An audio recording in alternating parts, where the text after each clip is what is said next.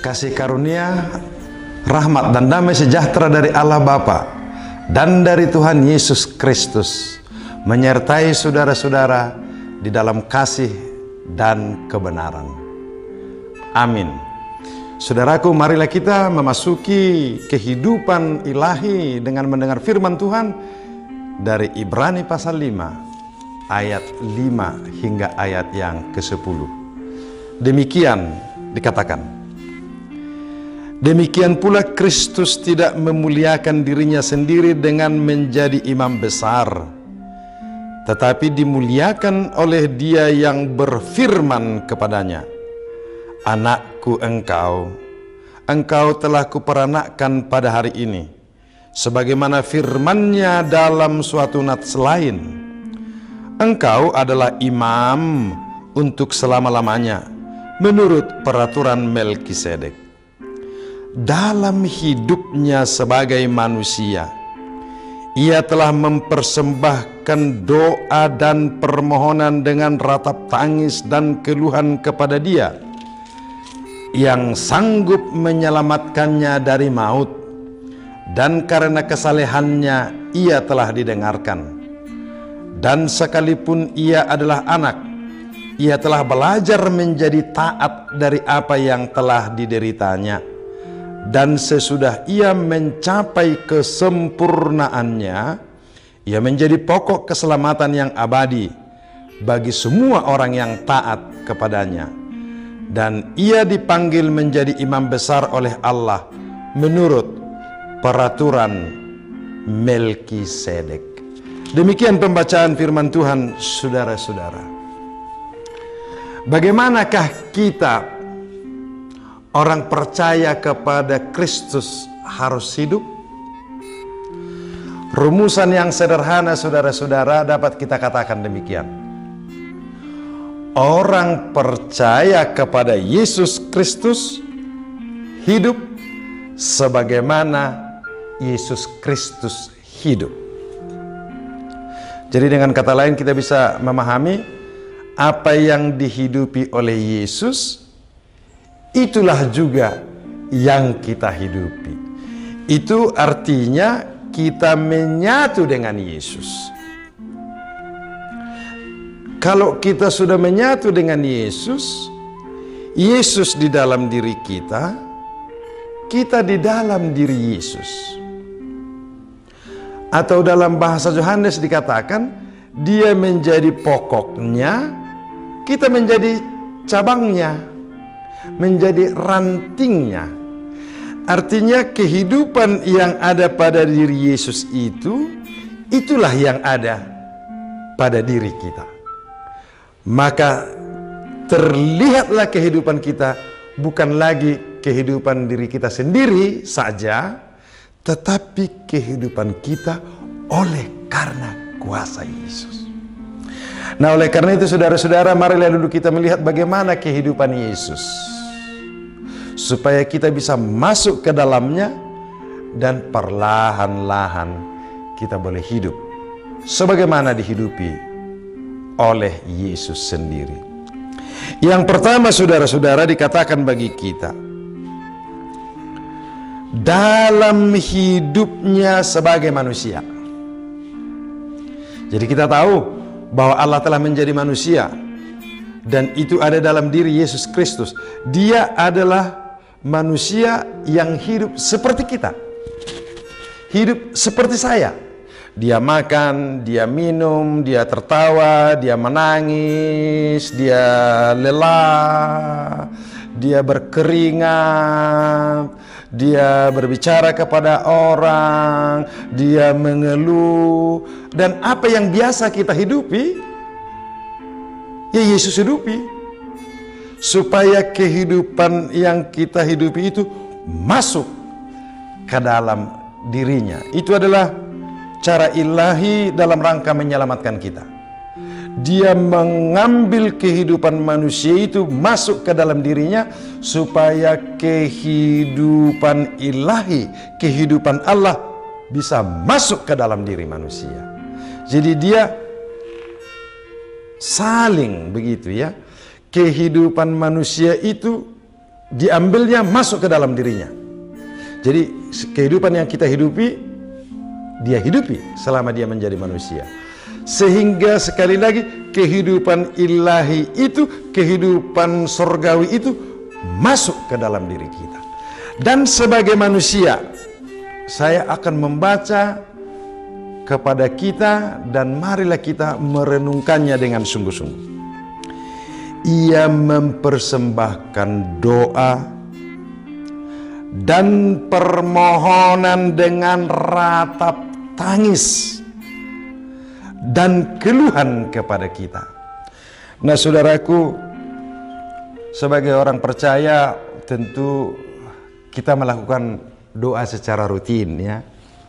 Dan doa-doa kita itu kita bisa menganalisanya kembali seberapa dalam, seberapa sungguh, dan seberapa serius kita melakukannya. Ya, kita berdoa waktu makan, kita berdoa ketika waktu kebaktian, kita berdoa pada waktu kita mau kerja, kita berdoa di kantor. Bahkan ketika saya masih di desa, saya masih ingat berdoa waktu menabur bibit padi, ketika menanam, ketika memotong, memanen. Ada doa-doa yang disampaikan pada waktu itu.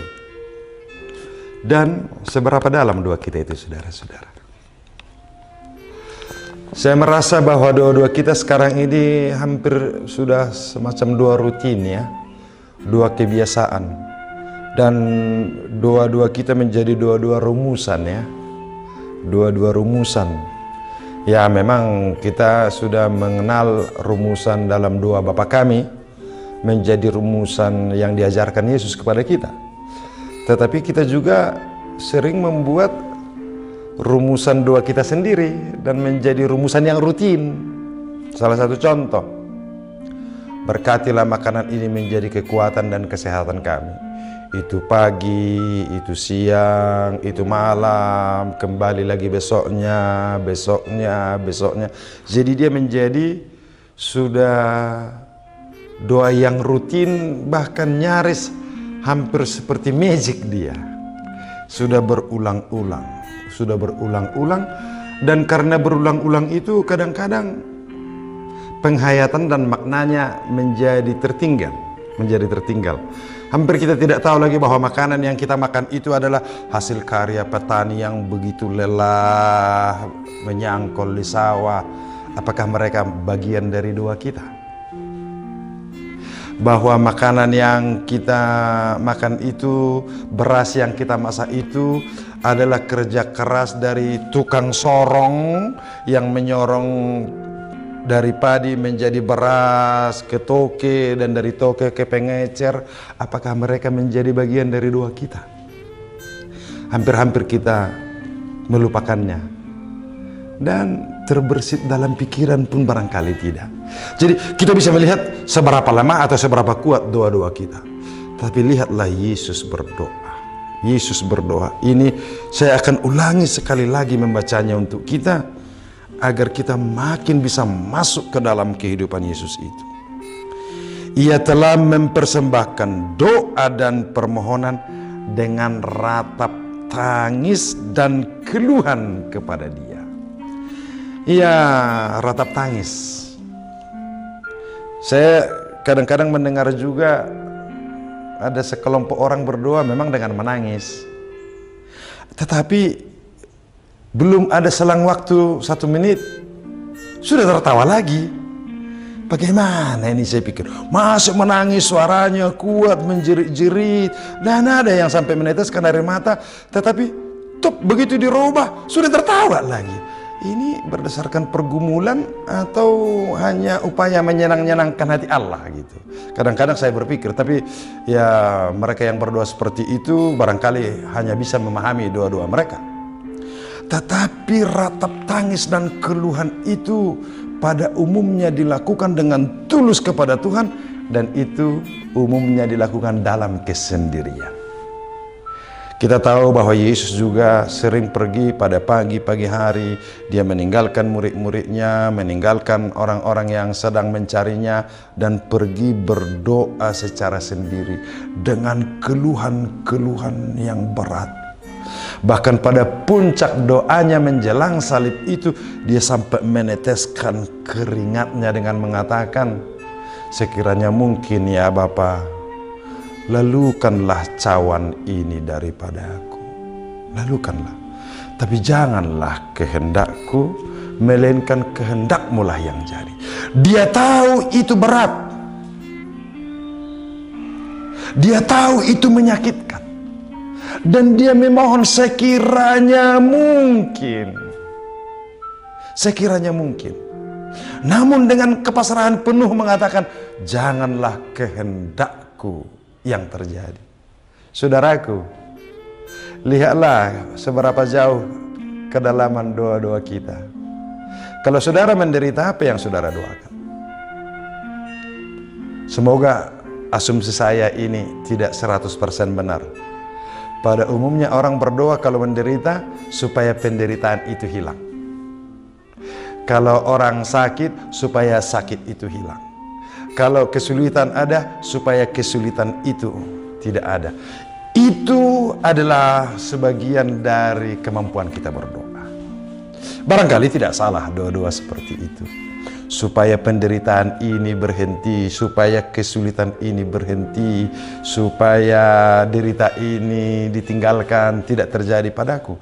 Tetapi Tuhan lebih daripada itu, saudara-saudara. Dan semestinya itulah yang menjadi kehidupan kita orang percaya. Sekiranya mungkin ya Allah, lalukanlah cawan ini daripada aku, tetapi janganlah kehendakku, kehendakmu lah yang jadi. Kalau Tuhan berkehendak kita menderita, terimalah kekuatan daripadanya melaluinya. Kalau Tuhan menghendaki kita susah, terimalah kekuatan supaya kita bisa melewatinya, menghadapinya, dan memenangkannya. Bukan malah menghindarinya. Bukan. Sekiranya Tuhan menginginkan dan mengizinkan kita harus direndahkan, harus dicaci maki, harus disingkirkan, terimalah kekuatan daripadanya. Mohonkanlah kekuatan. Jangan menghindarinya. Sebab apa saudara-saudara? Saya akan buka kunci dan rahasianya menurut teks ini, saudara-saudara. Demikian pula Kristus tidak memuliakan dirinya sendiri menjadi imam besar, tetapi dimuliakan oleh Dia yang berfirman kepadanya. Satu, Dia tidak memuliakan dirinya, tetapi Allah yang memuliakan dirinya. Yang kedua, saudara-saudara, Dia menyerahkan sepenuhnya kepada Dia yang sanggup menyelamatkannya dari maut. Jadi Dia tidak melepaskan dirinya dari dirinya, tetapi menyerahkannya kepada Dia yang sanggup melepaskannya dari maut. Jadi tidak menghindari derita, tidak menghindari kesusahan, tetapi menyerahkan kepada Dia, kepada Tuhan yang sanggup membebaskannya dari maut, yang sanggup melepaskan kita dari derita dan kesusahan. Itulah yang dimaksud dengan percaya, saudara-saudara. Menghidupi sebagaimana kehidupan yang dihidupi oleh Yesus. Selanjutnya, saudara-saudara, Dia akan mengangkat kita menjadi anaknya. Dia akan memuliakan kita pada waktunya. Dia akan menyempurnakan kita pada waktunya. Oleh siapa? Oleh Dia, bukan karena kita. Jadi kita menantinya, menunggunya, mengharapkannya, menerimanya, menikmatinya, dan menghidupinya. Oleh karena itu, pada hari-hari ini, marilah kita hidupi kehidupan Yesus sebagaimana yang dikatakan di sini. Sekalipun Ia adalah anak, sekalipun Ia adalah anak, Ia telah belajar menjadi taat dari apa yang telah dideritanya. Sekalipun Dia anak. Dan bagaimana dengan kita, saudara-saudara? Kita telah diangkat menjadi anak Allah. Marilah kita belajar taat, belajar setia, kepada imam besar kita itu, yaitu Yesus Kristus. Taat, setia, tunduk. Dan dari manakah kita belajar, saudara-saudara? Berbahagialah kalau derita hadir dalam hidupmu karena engkau setia kepada Yesus. Amin.